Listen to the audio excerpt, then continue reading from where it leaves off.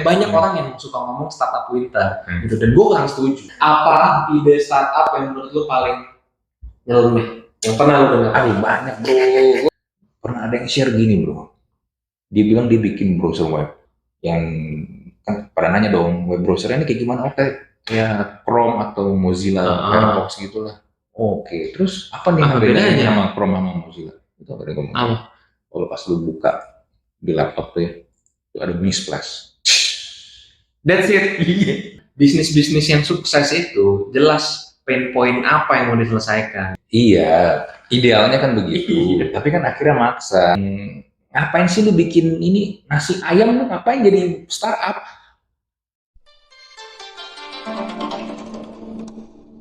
Welcome to the Comment Show, Koko tukang komen bersama gue Andri dan gue Oki. Oke, sebelumnya sekali lagi kita harus berterima kasih kepada GoWalk sudah menyediakan tempat yang mewah seperti ini, keren, dan kalian tuh bisa bekerja di GoWalk, bisa meeting, dan juga bisa bikin konten seperti ini. Dan GoWalk tuh juga ada di banyak tempat ya. Tiap dan yang gue demen mereka tuh cukup deket dari transportasi umum, jadi gampang diakses. Naik MRT langsung set nyampe. Thank you GoWalk. Koko Oki kemarin ngiri cerita sama gue. Enggak ngiri dong. Dia iri hati, dia dengki karena ngelihat di luar negeri itu ya. Iya, di Singapura. Di Singapura ada startup. Itu startupnya jasa apa sewa MacBook ya. Iya, jadi intinya dia menjual isu circularity, kepedulian lingkungan. Caranya gimana? Ya lu nggak usah beli iPhone, lu nggak usah beli MacBook, lu rental aja sama gua atau lu beli aja bekas sama gua. Kita supply gitu loh. Jadi kita bisa memperlama usia pakai gadget, usia pakai handphone, gitu kan. Intinya tuh itu yang dia jual. Dia thrifting ini. Iya, thrift store ini. Dan dia dapat pendanaan sampai $7 juta, 7 juta USD, bos. Lu kan bisnis lu. Iya, maksud gua ini kan bisnis gua sebenarnya. Gua jual barang bekas, jual laptop bekas, gadget bekas, dan gua juga rentalin. Maksud gua, what's the difference gitu loh dengan bisnis gue itu satu, dan kedua gue tahu ups and down-nya bisnis ini, gue tahu scalability-nya nggak semudah itu untuk di scale up, dan gue tahu risiko-risikonya, khususnya ketika lu main di skala semasif itu, lu bakal susah buat buang barang yang bermasalah ya, kalau misalnya lu skalanya setinggi itu, dan lu akan susah buat pivot kalau misalnya ada teknologi baru yang ternyata jauh lebih OP lah, overpowered dibandingin teknologi sebelumnya, gitu loh. Kayak misalnya MacBook pernah yang terjadi dari tahun sebelumnya ke tahun berikutnya muncullah Apple M1. Wah, itu yang tahun sebelumnya langsung gak laku tuh. Karena orang berpikir, wah ini M1 jauh lebih hemat daya, jauh lebih bisa diandalkan, dan juga secara long term Apple arahnya akan ke sana, prosesor produksi mereka sendiri. Nah, terus yang sebelumnya kalau lu udah invest sekian banyak, mati loh. Gimana lu cara ngebuangnya? Maksud gue sih seperti itu ya. Dan ketika ngobrol-ngobrol lagi sama Andri, dia sering ngomong, startup winter gitu ya. Banyak orang yang suka ngomong startup winter gitu, dan gue kurang setuju. Lu tau gak kenapa dia produksi sama mereka dapat pendanaan juga dapat? Nggak tahu. Soalnya buka toko, mereka enggak. Itu dia, maksud gue secara fundamental ini kan sama. Lu buka toko di ITC soalnya, dan lu nggak bikin deck. Lu nggak bikin pitch deck. Kalau lu bikin pitch deck bagus, lu taruh di layarnya tuh. Iya, maksud gua itu bisnis konvensional, brick and mortar pada umumnya, tapi dibungkus sedemikian rupa dengan kata-kata cinta lingkungan dan lain sebagainya, terus dijual ke investor, dan ternyata bisa dapat pendanaan. Kan sebenarnya startup itu kan cuma jualan narasi, bro. Iya, jualan cerita doang. Iya, itunya gue setuju. Tapi gue nggak setuju ketika banyak orang ngomong this is just startup winter. Ya, tech winter kan, tech winter kan balik lagi narasi lagi. Itu dia kan, mereka bermain narasi.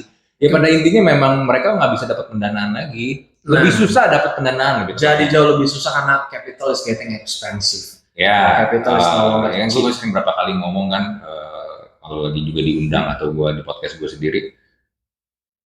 Ketika kemarin COVID, itu kan pemerintah Amerika kan nyetak dolar banyak kan supaya orang tetap spend kan, biarpun di rumah. Terus yang kedua, suku bunga Fed rendah banget. rendah lagi, 0. Iya, di titik terendahnya Iya. pada saat pandemi. 0. Jadi lu misalnya minjem bunga, lu dapat pinjaman, dapat kredit, ya lu nggak perlu bayar bunga. Gimana coba orang nggak berlomba-lomba ambil kredit, ibaratnya kayak misalnya lu beli di MacBook cicilan 0%, kayak gitulah. Nah, tapi sekarang kan udah dinaikin. Iya. 2022 kan udah dinaikin. Jadi Pelan-pelan udah. Iya, jadi sekarang money is not easy, Iya. nggak kayak kemarin. Jadi ya kalau ngelihat ini ngomongnya tech winter, ya memang sebenarnya mereka sendiri yang nyusahin Iya. diri mereka sendiri kalau gue lihat. Nah, yang gue nggak suka dengan terminologi this is just tech winter, startup winter gitu loh. Kan kalau lo ngomong musim itu kan siklus, ya. Oke, bahwa ini sekarang lagi musim dingin, tenang aja, ntar juga bakal musim semi lagi, bakal musim panas lagi, musim gugur lagi, begitu seterusnya kan. Maksud gue, apa jaminannya sih bahwa ini adalah siklus, bukan sesuatu yang permanen? Ada gak jaminannya? Nggak ada yang jamin. Nah, itu dia. Maksud gue, kalau kita balik ya ke zaman .com bubble, ya, waktu itu juga kan sebenarnya pada saat internet muncul, banyak yang skeptis, banyak yang meragukan, tapi ternyata ada sejumlah perusahaan yang berhasil mengkapitalisasi .com bubble ini, ya, kenaikan internet ini, penetrasi internet, orang udah pada mulai pakai website dan lain sebagainya, terus divaluasi berlebihan, ya kan, divaluasi berlebihan, pokoknya semua yang punya website .com bla bla bla bla, perusahaan .com itu valuasinya naik gila-gilaan, terus tiba-tiba bubble-nya crash, dan ternyata fundamental bisnisnya nggak sebagus itu. Nah, setelah itu orang sebenarnya udah mulai takut sama perusahaan-perusahaan teknologi, udah mulai lebih waspada lah sama perusahaan teknologi. Sampai di tahun 2000-an muncullah Google, muncullah Amazon, muncullah Facebook dan lain sebagainya, yang awalnya orang juga skeptis, jadinya nggak mau invest gitu ya. Ternyata mereka tumbuh. Ya terus kan bermunculan perusahaan-perusahaan teknologi gelombang berikutnya, ya, dari Google, Facebook, Amazon dan lain sebagainya. Awalnya rugi, besar-besaran loh, ruginya kan, iya kan, mereka rugi besar-besaran, terus sampai di titik tertentu mereka udah istilahnya memonopoli pasar lah ya, mereka udah megang market share-nya, mereka bisa monetizing dari situ dan akhirnya laba luar biasa, ya, mereka akhirnya untung luar biasa dan banyak perusahaan, banyak investor merasa ketinggalan. Aduh, gue ketinggalan nih, gue nggak ikutin nih tren begini. Akhirnya mereka berpikir, oke lah, gue nggak mau ketinggalan yang berikutnya. Mulailah masa-masa startup, startup honeymoon, ya, masa bulan madu startup tuh ya, perusahaan-perusahaan yang menurut gue nggak jelas fundamentalnya, yang cuma ngejar growth aja tanpa tahu nih bisa profitable apa enggak, dapat pendanaan luar biasa, gitu ya, dan akhirnya kita kembali lagi sebenarnya ke .com bubble. Memang ini kan kalau ngomong siklus, sebenarnya ini kan siklus benar-benar siklus yang menurut gua siklus kegoblokan, karena kita mengulangi hal yang sama. Nah itu. Dan kalau tadi lu bilang ini ngomong ketinggalan ya. Iya. Kamu ketinggalan, akhirnya mereka cari negara lain, mereka mencoba mengkopi apa yang udah ada di. Udah berhasil di negara maju, coba di negara berkembang. Tapi yang mereka lupa adalah ketika di Amerika udah jalan, ya kan mereka bisa dibilang the first yang sukses. Yang sukses kan, dan akhirnya bisa profitable. Tapi kan ketika lu mencoba mengulanginya lagi di negara lain, misalnya di Indonesia, kan gak cuma lu doang yang mau kayak begitu. Exactly. Ada lagi yang mau juga yang kayak gitu. Jadi akhirnya lu kayak sampai sekarang, contoh kayak marketplace masih tetap bakar-bakar duit. Even lu udah IPO pun juga nggak bisa untung, sampai sahamnya kemarin hampir gocap. Yang mana nih? Kayak tahu lah yang National Treasure-nya Indonesia, ya kan, hampir gocap. Nah itu kan akhirnya ketika IPO, lu udah nggak bisa menutupi diri lu lagi kalau startup lu atau company lu itu baik-baik aja. Itu dia. Ya memang bobrok. Iya.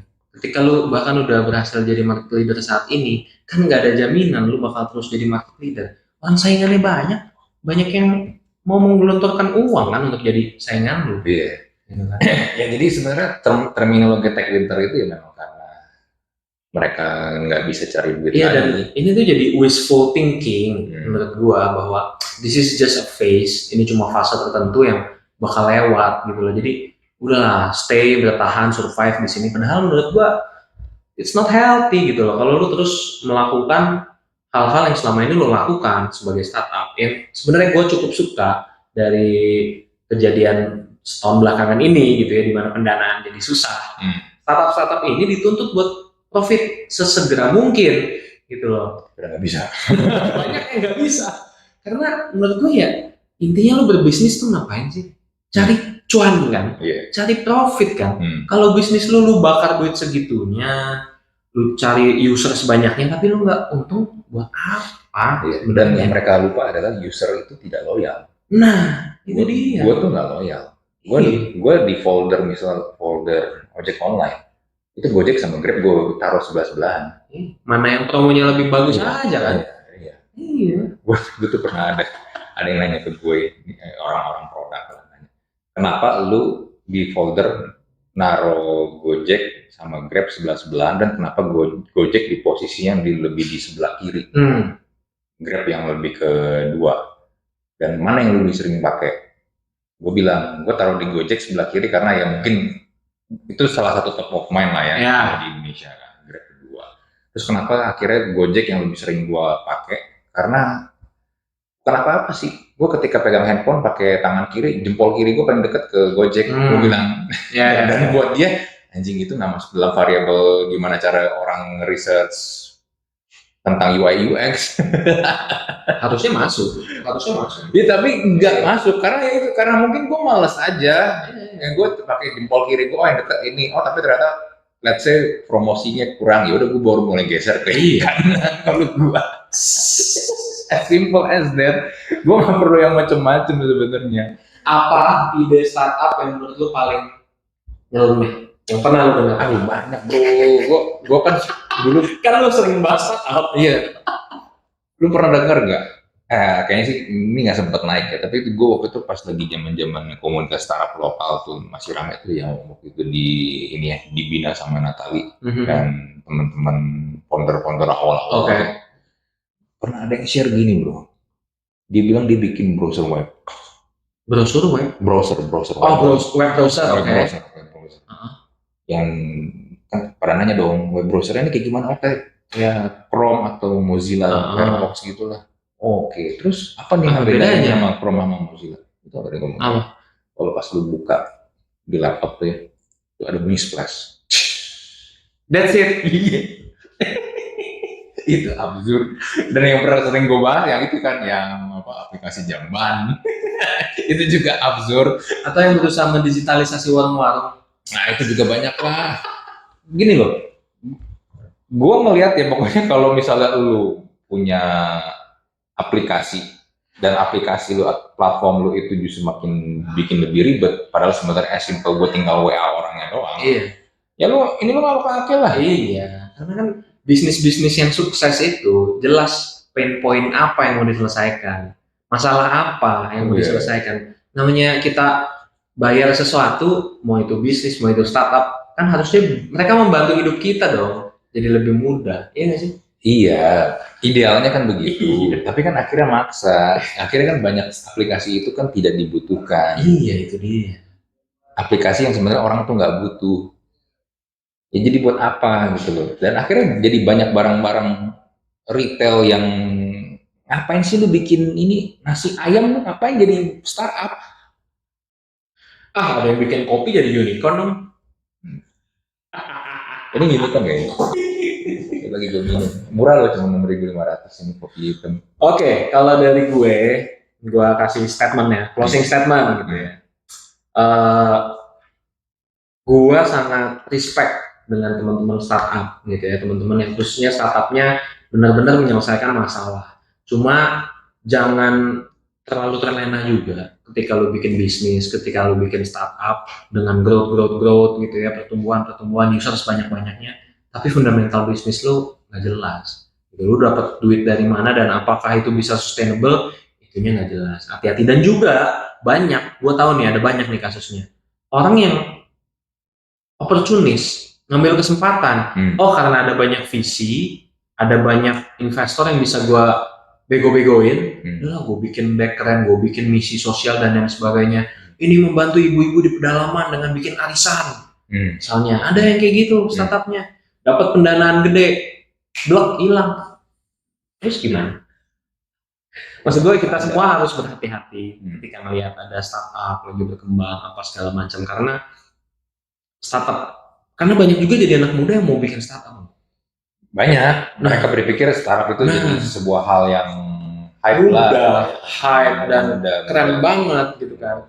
Jangan lupa itu ada namanya survivorship bias. Kita cuma ngelihat dari mereka-mereka yang bertahan. Jangan lupa dari satu startup yang bertahan itu ada berapa puluh yang mati di tengah jalan. Iya, benar. Ya kan? Statistiknya 90% startup dalam 2 tahun kalau nggak salah mati deh. Memang mati. Gue nggak salah. Memang. jadi bisa jadi kalau dari 10 kan satu yang survive itu kan juga masih berdarah-darah. Nah, yang survive pun yang ujungnya bisa jadi unicorn itu 1 banding berapa puluh ribu, berapa ratus ribu. Yes. Gue jadi jangan ngira startup game is easy. Dia memang agak gampang. Bahkan investor venture capitalnya sekarang jualan tas backpack.